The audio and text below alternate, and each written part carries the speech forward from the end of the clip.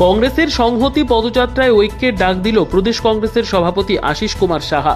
শুধু তাই নয়, তিনি সেই সংহতি পদযাত্রায় রাজ্যের সকল জনগণকে বিজেপি নামক ঘাতক দল থেকে দূরে থাকার আহ্বান রাখেন। তিনি আরো বলেন, রাজ্যে বর্তমানে যে একজন মুখ্যমন্ত্রী রয়েছে তিনি সর্বদাই খেলা মেলা এবং উদ্বোধন নিয়ে ব্যস্ত। তিনি পুরোপুরি ব্যস্ত মুখ্যমন্ত্রী, তাই আমরা কংগ্রেস দলের পক্ষ থেকে তার পদত্যাগ দাবি করছি। শনিবার ছিল প্রদেশ কংগ্রেস কমিটির উদ্যোগে সংহতি পদযাত্রার 17তম দিন। ওই দিন বিশালগড় জেলা কংগ্রেস এবং কমলাসাগর ব্লক কংগ্রেসের উদ্যোগে কামথানা বাজার থেকে কৈয়াডোপা হয়ে মধুপুর বাজারে এসে পদযাত্রা শেষ হয়।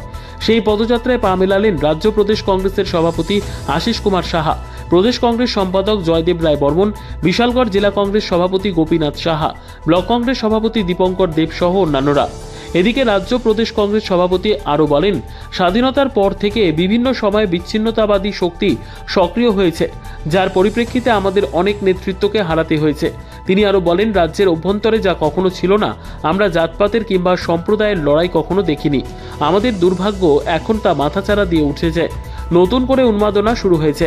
তিনি ভাষণ রাখতে গিয়ে টেনে আনেন গন্ডাছড়া জাতি উপজাতি রানীর বাজার দুর্গানগরে হিন্দু মুসলমান কদমতলা কুর্তিতে হিন্দু মুসলমান হিংসা ছড়িয়ে পড়েছে, মন্দির মসজিদ ভেঙে চুরমার করেছে, বাদ যায়নি বাড়িঘর থেকে আরম্ভ করে গাড়ি পর্যন্ত, এমনকি তা কুমারঘাট থেকে কৈলাসহর পর্যন্ত বিস্তার করেছে। এই সাম্প্রদায়িক দলের মধ্যে কিছু উস্কানিমূলক জাতি দাঙ্গা তৈরির চেষ্টা করছে, পুলিশকে জানানোর পরেও কোনো পদক্ষেপ নেয়নি। তিনি বলেন, 31শে অক্টোবর থেকে 19শে নভেম্বর পর্যন্ত সংহতি পদযাত্রায় সেই উদ্দেশ্যেই আমরা মাঠে নেমেছি, উস্কানিমূলক কাজ যারা করেছে তাদের বিরুদ্ধে রুখে দাঁড়ানোর জন্য।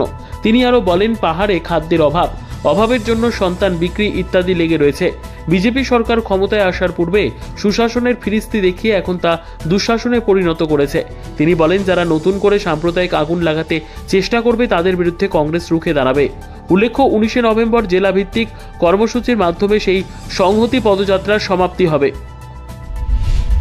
কুমারঘাট কৈলাসহর হয়ে সারা রাজ্যে তার বিস্তার লাভ করার একটা প্রস্তুতি সারা রাজ্য জুড়ে যখন শুরু হয়েছে, প্রশাসন নির্বিকার, প্রশাসনের কাছে আমরা বারবার আর্জি জানিয়ে পুলিশের মুখ্য আধিকারিককে আমরা বিভিন্ন সময় আমি ব্যক্তিগতভাবে প্রদেশ কংগ্রেস সভাপতি রূপে চিঠি দিয়েছি এবং এইগুলি অবিলম্বে কঠোর হস্তে দমন করার জন্য, রাজ্যের শান্তি সম্প্রীতি প্রতিষ্ঠা করার জন্য পদক্ষেপ নিতে বলেছি।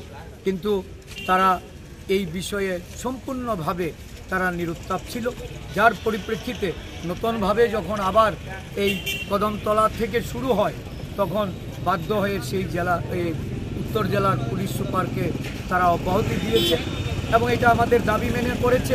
আমরা বুঝতে পেরেছি এই ষড়যন্ত্রে যারা ক্রীড়ানক, শাসক দলীয় নেতৃত্ব, যার যে বিধায়ক, যে সেই পঞ্চায়েত সমিতির চেয়ারম্যান থেকে শুরু করে সেখানে যারা ময়দানে নেমেছিল তাদের প্রতি শাসক দল প্রশাসনের নরম মনোভাবের কারণে এই উত্তেজনা বৃদ্ধি পাচ্ছে।